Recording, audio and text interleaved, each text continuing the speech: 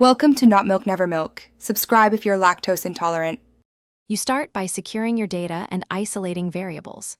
First, back up your user folder to an external drive or cloud so you can experiment without risk.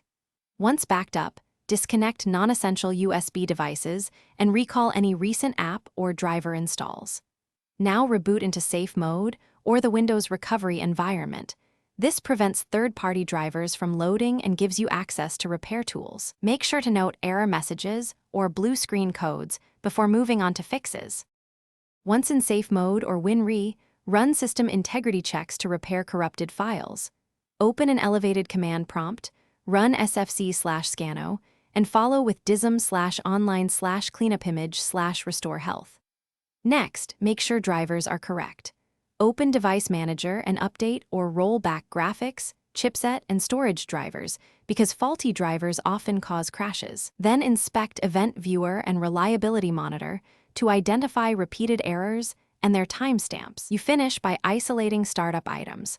Perform a clean boot by disabling non-Microsoft services and startup apps, then test stability.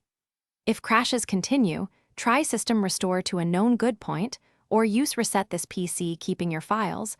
Only reinstall Windows as a last resort.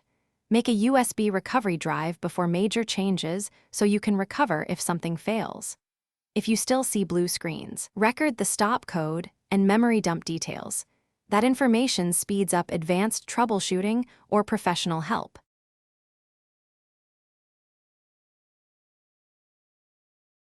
Thanks for watching. If this was helpful, leave a like and consider subscribing. See you next time.